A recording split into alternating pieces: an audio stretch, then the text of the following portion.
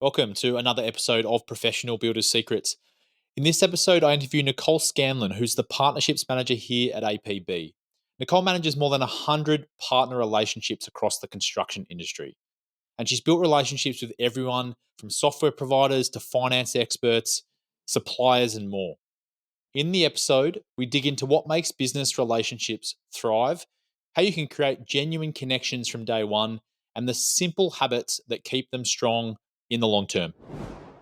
This episode of Professional Builders Secrets is brought to you by Apparatus Contractor Services. Apparatus provides full scope, end to end QuickBooks Precision construction accounting and CFO services for residential builders.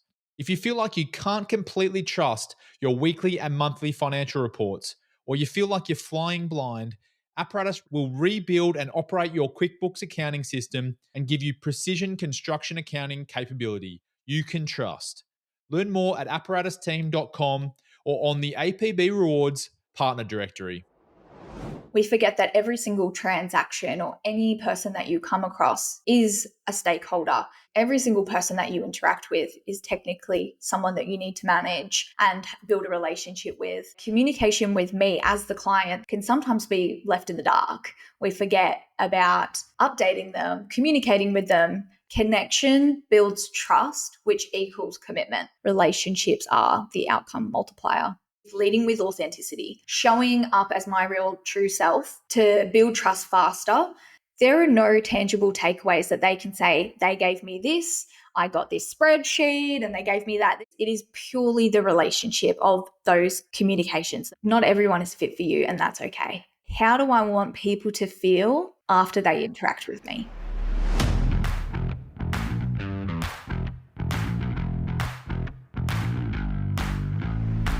Welcome to Professional Builder Secrets, the podcast for building company owners wanting to grow safely and securely. I'm your host, Will Blunt, and today I'm joined by APB's Partnerships Manager, Nicole Scanlan. Nicole, welcome to the show. Hello, thank you for having me. I am equally nervous and excited for this episode because you are part of the marketing team at APB and we've worked together closely for quite a while now. So I'm very excited to have you on today and share some of your expertise. So thanks for taking the time. Yeah, absolutely. I'm really excited to be here and nervous as well, but really excited to chat. No need to be nervous because you've got a ton of experience working with partners for APB, but also just working and building business relationships in general. You've taken our partner space, astronomically since you joined APB. We have over 130 partners now, which you all manage the relationships with. So I think there's going to be a ton of value for builders that are listening in today around how to manage relationships and get the most from them. So let's dive in. Do you want to share a bit about what you do at APB, but also what history you've got with managing relationships? Yeah, absolutely. So I've been working in the partnership space for probably over 4 or 5 years now. It started as it coming naturally that I really valued building relationships to a longer term than investing short term. And it just became naturally that I started to get into this partnership space. So I've gone through a different couple companies working in that space and really just developing my career. And I landed in APB, my first time in the construction field, which has been an awesome learning curve and something that I've really grown to love. So I've been at APB for almost 2 years now. It'll be 2 years next year. And what I do at APB is I look after, yes, all of our partners, but what our partners entail are pretty much every external stakeholder that doesn't service our builders directly through our membership. So we have our rewards directory, which is a directory of our partners that offer their services and products to our builders. So we build relationships with other companies that service builders, and we can then connect our builders to them as well. So we're teaming up basically with other companies that can service our builders to add more value and a shared goal of wanting to add more value to our builders long term. So that's one pathway. We also have sponsors that we manage. So we host events all over the globe, actually, so across multiple countries, and we have partners that attend. So we have industry experts that speak at events, as well as attend, network with our builders, and we also have many of those as well. So a lot of those are partners across multiple channels. We also have ambassadors, so those that want to give builders to us to help. and share our message. So we all have a shared goal of wanting to help residential builders, and they come into our network in many different pathways. So I help manage all of those communications and building those relationships. It's pretty complex because I think in business you've got like from a builder's perspective, Mm, there's multiple stakeholders that you're dealing with, but the primary relationship is with your team and then with your clients, right? mm, But you're dealing with accountants and software providers and business owners and lots of different people from different walks of life and with different objectives. And I think the benefit there for the builders is like understanding that, extended stakeholder experience that they're working in within their business. So how do you understand the different perspectives of the stakeholders you're working with? Yeah, it's a really good point that we can minimize who is a stakeholder in your company.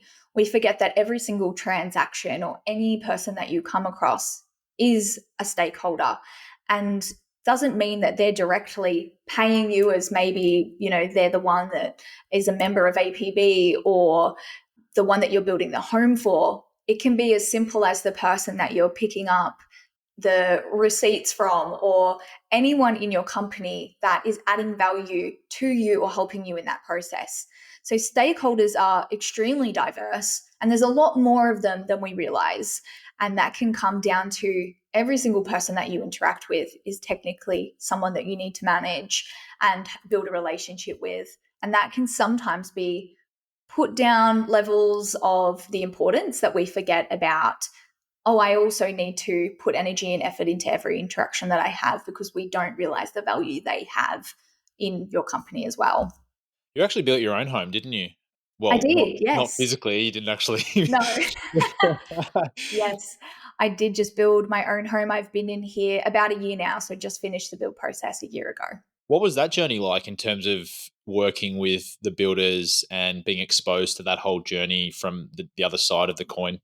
It was really cool to see the other side, and it was honestly, I hyper focused on really seeing the gaps as well as the strengths. And I could see where communication with me as the client, the primary stakeholder to that company, can sometimes be left in the dark. We forget about updating them, communicating with them, and how much more they could definitely have gone more above and beyond. Maybe that's just me because I'm in the partnership space, but it was really cool to see the other side of the coin and to see things that they did really well in terms of the handover process and making sure that that's a positive experience rather than a stressful one. And yeah, it was really cool to see the insight into being, a home owner now, and what that's like interacting with a builder who I am aware that they're building multiple homes, they're managing multiple home builders. So it's interesting to have that experience. Were you working directly with a builder that did the whole design and build itself, or did you work with multiple stakeholders there? Well, they had a design team within the company. So we mainly dealt with the design team rather than the direct builder, I guess the boots on the ground per se. Then we had a property manager who was probably not doing the building. It seemed like he had a team that he was managing. So we directly worked with our property manager, doing walkthroughs and check ins and making sure everything was operating. Very unaware of who actually was the plumber or the electrician, or I wasn't really bought into that kind of scope, but the property manager was the primary person we dealt with, and the design team of the company. Good business structure. Anyway, that's Probably the it. best way to go, honestly. Well, no. Minimize the communications. Yeah. Yeah, no, it's just the one we recommend as well, but never mind, that's a distraction. Okay, talk to me about why strong relationships matter so much in business then. Yeah, this is a topic that I can really geek out on, honestly. The psychology of human behavior, which is studied obviously in a lot of depth, but in the terms of relationships, we as humans have a pervasive need and want and motivation to belong and connect. There's even a hypothesis called the belongingness hypothesis, which is just about connection is the main driver of relationships, which seems pretty straightforward, but really connection builds trust, which equals commitment. And when you have commitment, that's what makes a transactional relationship or interaction turn into a long-term partnership. So to answer your question on why do strong relationships matter, or why do strong partnerships matter in business, is a risk reducer. And when we have trust, we have commitment, we have a long term relationship, and that is going to equal less risk because we're building a relationship with someone we can rely on. There's lower friction, there's resilience in that partnership, and the collaboration is healthy because you actually have a shared outcome. You have a shared goal of helping each other. So it's actually really important that we understand, hey, you want to help me, I want to help you. We both have something really personally invested in this because we both want to feel that commitment from each other. And when you let down those barriers and prioritize that, the bottom line is that relationships are the outcome multiplier. See, relationships, I think most people would look at relationships and think that's a soft skill. That's something that almost comes naturally that you can just wing, I guess, for without thinking of a better term. But you're kind of talking more like scientifically and methodically around how you actually understand the psychology around relationships and build those from the ground up. Is that how you approach it? It's something that has come natural to me, but then I've realized with time there is that science behind it and I can lean on those strengths. For other people, it doesn't come naturally. People don't feel connection straight away. They may be a shy personality or they're not someone who is outgoing. And I've naturally always been an outgoing person. I've enjoyed having conversations with people. And I've also really valued learning about how other people interact. So it has been something that has come natural and something that I have valued and why I've ended up in this career. However, it isn't something that comes natural to people and not something that you should criticize yourself on either, because there is a lot more method to something that seems like a soft skill. You know, I think everyone's been in that situation, whether that be high school, university, wherever they've ended up in life, where they've been thrown on a stage or to speak in front of people and they realize, oh, maybe I don't know how to just speak and feel comfortable. Even right now, speaking to each other, we both probably have a bit of nerves. I know, like, I'm going to throw my partner in here. He doesn't want to answer the doorbell if we've got food delivery. I feel anxious. I don't know how to interact with this random person. You know, I think everyone's been out there where you're ordering takeaway. Oh, can you do that phone call? It's actually just an insecurity a lot of people have. And that's okay. But there is science behind why that makes you anxious or makes you uncomfortable. And that's why putting that extra step in to push yourself to build those relationships gets you a lot further. Let's flip it around then. If you're naturally inclined to build connection and relationships, and that's why you're in this career, Mm. how do you approach a meeting with a potential partner that you're trying to build a relationship with who might be someone that isn't naturally inclined to work that way? That's a really great question because that's definitely the fundamental of what I implement when building a new relationship or a new business partnership, which is leading with authenticity, showing up as my real true self to build trust faster, because they then see the authenticity, they see that you're being transparent, you're being confident, and I'm showing them who I am, which kind of lets the walls down for them to reciprocate. So I like to say I don't want to hold my cards close to my chest. I actually want to be open and show them, hey, this is who I am as a person, not just this front of, oh, APB partnerships, I must be, this very strict formal self. When I show up authentically, they can then almost naturally match, oh, I'll be myself too. But then on the flip side of that is always keeping front of mind, okay, I'll show up as my true self and I'll show up in being authentic. Not everyone is doing that on the other side. So it's important to have that front of mind when speaking to someone, that this may not be who they really are. It may be a bit of a hard shell to start with, or maybe they're not naturally inclined to connect with someone. And knowing that that's not on you, that is their decision, but you are always authentic, most likely is going to lead to building a connection faster by you at least letting that wall down first. Do you have a toolkit that, or a list of, I guess, cards, if we're using that metaphor, that you will hold close versus ones that you'll reveal in those first few Mm. conversations? Transparency and really clear communication of, particularly in a high stake environment like home building, relationships can build from getting a coffee at the cafe versus we're building someone's home. This is your livelihood. This is your company that you're running. Same with APB. We're working with partners. We're working with many partners across the globe. So there's a lot more of a high stake environment.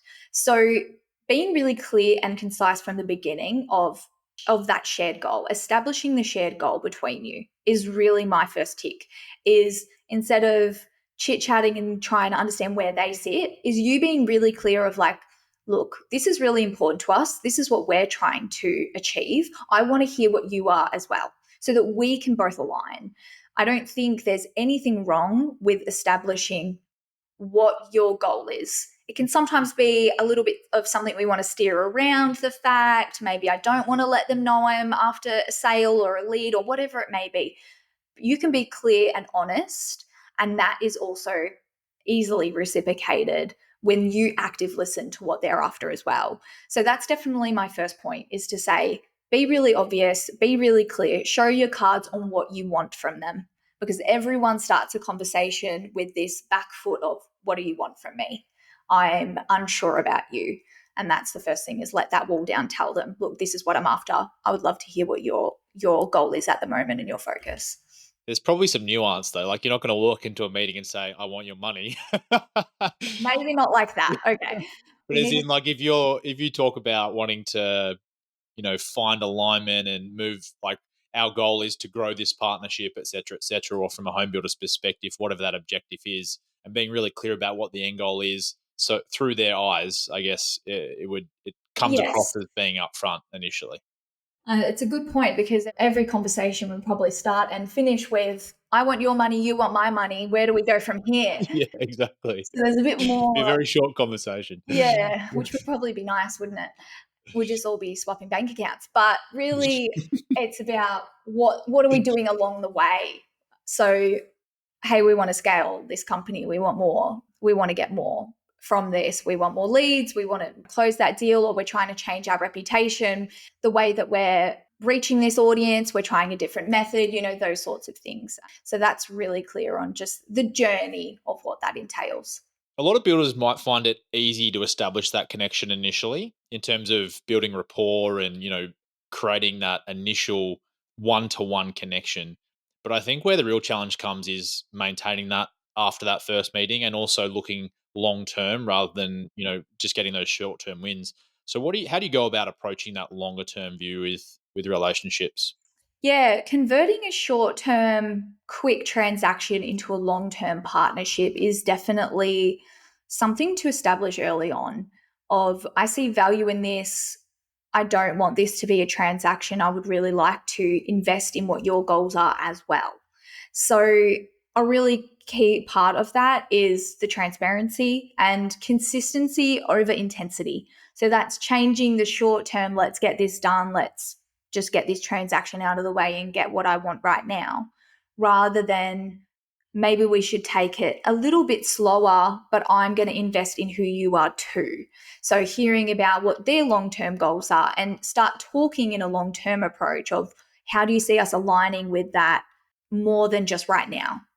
So, long term partnership over transaction is our focus, and that comes from transparency and honesty. So, we're trying to prevent that drift and protect the commitment.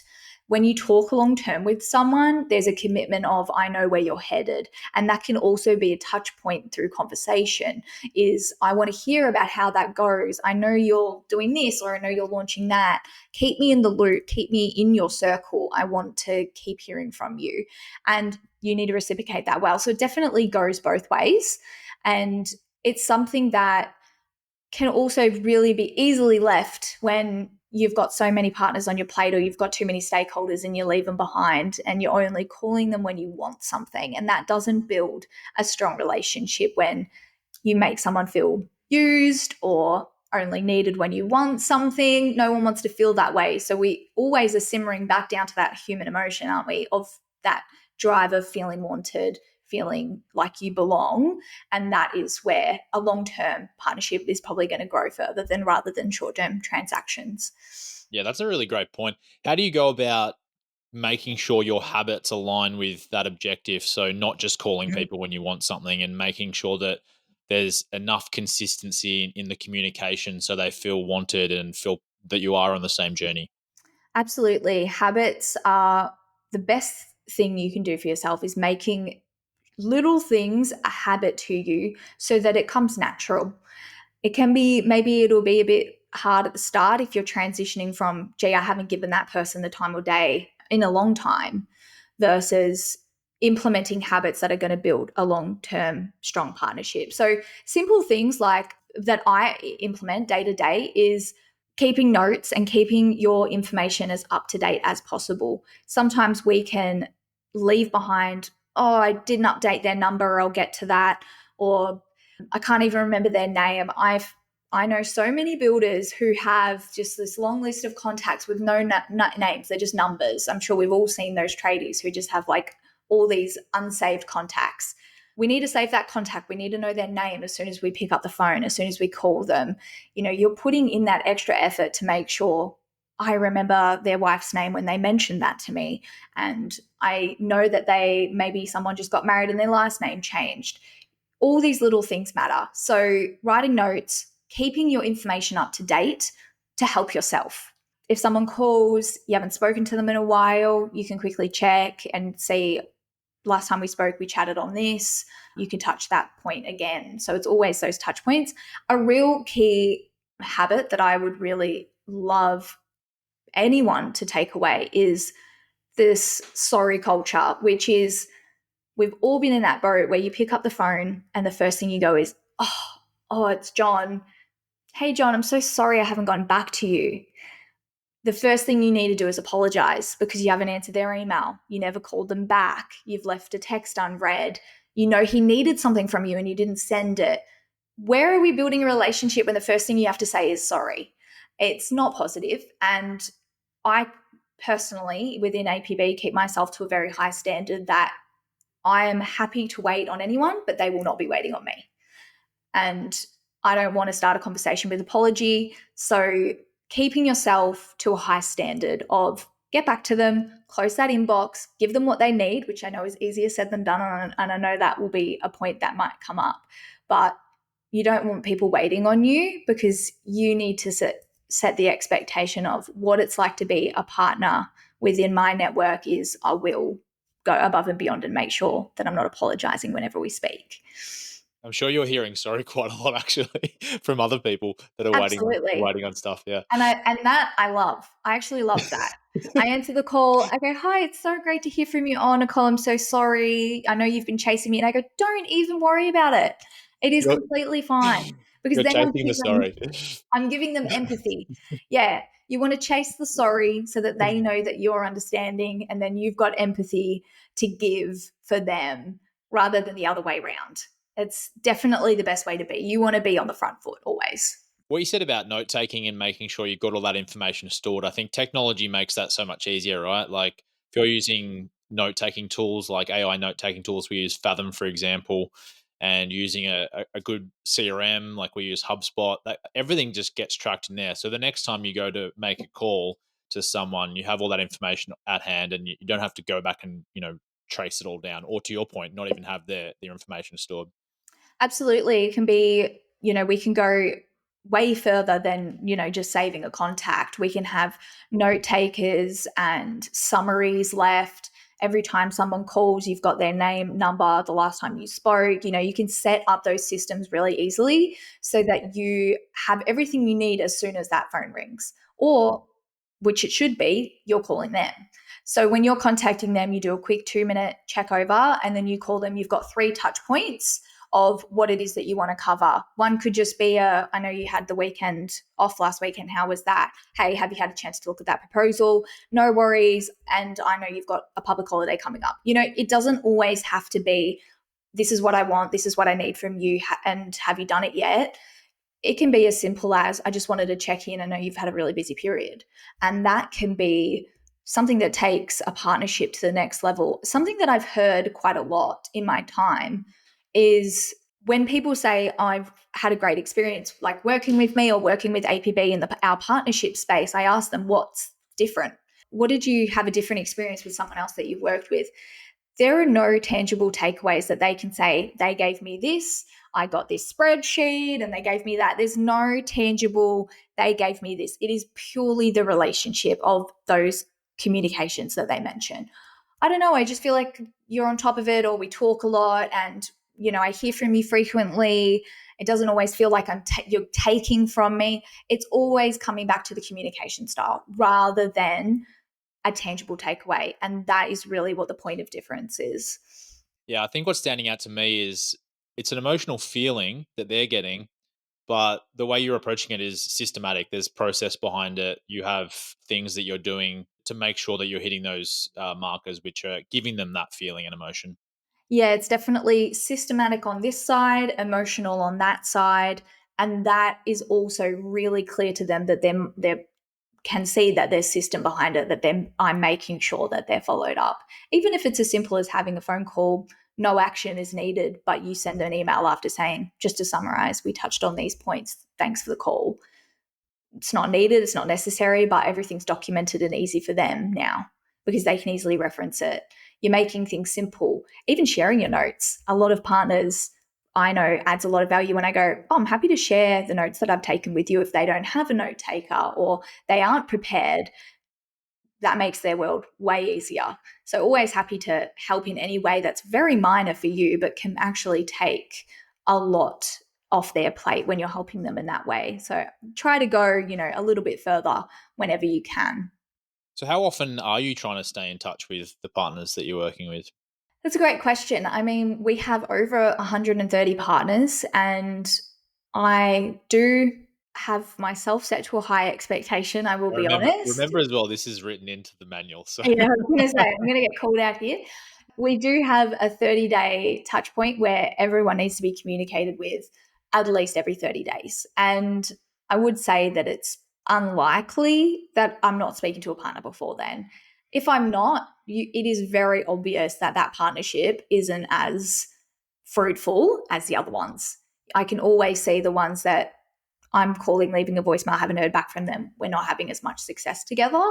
And but again, I'm the one that's making that effort, making sure the touch points are there so that there's no I'm sorry from my side. This partnership wasn't a success because of what I've done. And that's really valuable. And it's not putting the blame on them, but you're making sure that you're putting everything in so that your focus is a long term successful partnership. okay, now for the hardest question of the interview. This is something people will deal with in business in general, but also especially in partnerships. Sometimes expectations won't be aligned and a partner will come forward. They'll be unhappy about something that's happened. How do you go about dealing with those situations and communicating effectively with them? Yeah, there's a few points definitely to touch on here, and it definitely happens. And it's not something to criticize yourself on. You can't always have a successful partnership with everyone.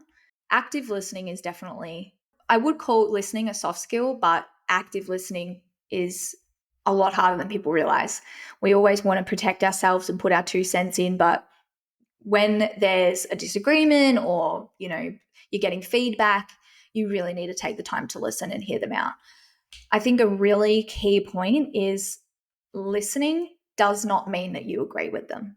And that is something that we as humans instinctively, when we hear something and we go, well, I don't agree with that, we want to touch on it, we want to come back. Listening does not mean that you're saying you're correct. So take a minute, let them say their piece, and 9 times out of 10, they're actually just going to kind of go in a circle and come to a conclusion anyway. A lot of a few instances I've had where maybe they had a negative experience with someone or even us, who knows. You just want to let them feel heard. You want them to know that you care to listen. That is really important, because if you're not giving them the time of day or the platform just to speak how they feel, because it all comes back to feeling, that's not going to end anywhere positive for anyone. So number one, active listening. Let them say their piece. Let them say how they want to say it too. It doesn't matter. You hear them out and you let them say it. And From there, a soundboard, like Will, obviously, I come to Will all the time. I come to you, Will, all the time. And it's always important to kind of soundboard off someone, share your experience, get their 2 cents, because sometimes when you're having a long term partnership, you can get embedded in that relationship and really driving, wanting it to succeed. So I love to chat to you about it. And a point on that is when we talk about a disagreement or whatever it may be, my instinct comes out and it makes me realize the way that I'm speaking to you about this, it's quite obvious where we're headed or what the next steps are. It's normally just for me to voice it. And then I realize, okay, by the way that I'm describing this, it does seem like this is probably the next step. So going with your gut as well, leaning into that intuition that you may have and speaking to someone else just to hear a third party, non-objective, an objective opinion, sorry, is probably definitely a good place to start. Yeah, I think what's really important from all that as well is partnerships are a two-way street, right? Like if partners aren't answering your calls and they're not aligned with the values of the organization and where you're trying to go from your perspective, then sometimes you do need to have the hard conversation and decide to go in separate ways. That's not to mean that there's bad blood or any of that kind of stuff, but not everyone needs to be in a relationship from a business perspective. Yeah. You need to actually, it's like hiring your team members or, working with clients. You don't want to work with everyone. In fact, Mm. that's gonna cause you a lot of headache if you do. Absolutely. That's probably one of my key takeaways in terms of partnership is not everyone is fit for you and that's okay. We can try and fit a square into a circle plug, but we're really just wasting time here. You're better off to close that chapter and focus on who matters to you and where you do align. And to go back on what I said before, trust is a risk reducer. So if there's a difficulty or something's misaligning, if you've both got the same goal, shared focus, you're both working on the same goal together, and that's still in alignment, the trust is strong. A hard conversation becomes about an alignment conversation instead, rather than this was your fault and this was my fault or whatever it may be. It actually just becomes about reevaluating next steps. And we've had those conversations with some of our longest term partners of, hey, we know we've got the same shared goal, that hasn't changed, but this strategy isn't working. How can we realign? That difficult conversation now just becomes about realigning. And sometimes it strengthens the partnership when you actually hit that head on, right? There's been occasions, to your point, with long term partners where oftentimes you're making assumptions in your own head about what they're thinking. And the only way you can stop making those assumptions is to have those hard conversations. And to your point, actively Yeah. listen to their point of view. And then once you have the information, all the information available, then you obviously move forward from there. That's it. You need to get as much information as possible. And that's through listening, asking questions before assumptions and action. So you need as much information that you need before understanding what the next steps are. That's really a great place to start, is to have curiosity when speaking with someone, whether that's bringing them on as a partner or it's an early start to your relationship. It's okay to ask them, what's your background? How did you get into this? And who do you work with? Your curiosity is what's going to make them realize you're really invested in this. And that's that authenticity that you're showing as well. So yeah, definitely active listen, ask the questions, gain the information, and then it will problem solve. And I can get caught in that too, about making assumptions about maybe malicious behavior or understanding what their motives are.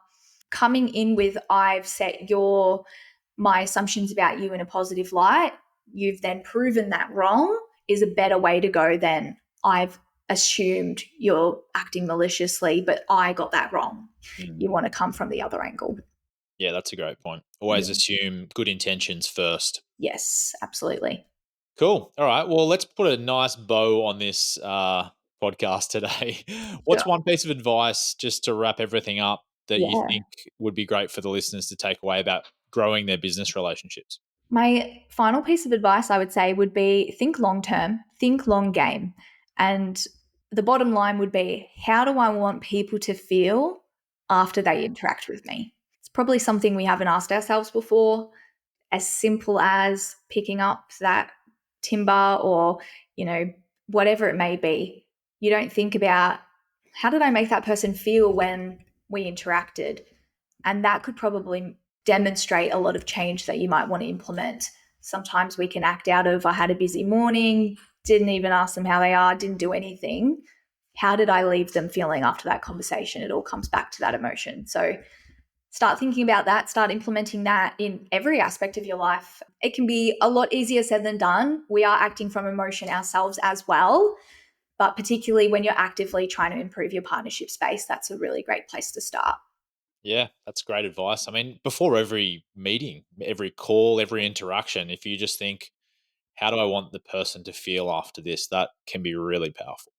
Absolutely. I always like to think after our meeting together, did they walk away thinking, this is going to be great. I'm excited about what we're going to do. I'm going to get that information that she's after. Yes, yes, yes. That's really what I strive for is they're excited about the opportunity of working with APB and what that looks like rather than I've just got the longest to-do list and she wasn't that nice to me. It's not not the way to go. Sometimes they come across that way. So. Yeah, and that's okay.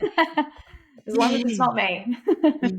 That's all good. Well, Nicole, thanks so much for coming on the podcast today. It's been a lot of fun. There's been a ton of value in there for builders. And if there's any partners listening as well, I'm sure, this has just reinforced the relationship that you've got with Nicole. So Absolutely. Thank you so much for having me, Will. It's been a pleasure. I love talking about this. cool. Well, builders out there, check out the APB rewards directory if you want to see all the partners that we're working with. If you're not currently a partner and you work in the industry and you work with builders, check out our partnerships page as well, and you'll be able to connect with Nicole at some point if you've a good fit for what we do. But also, just a big thank you to everyone that's listened today, wherever you are. If you like the show, please subscribe to Professional Builders Secrets on your platform of choice. And if you're feeling generous, leave us a review. But until next time, have a great day.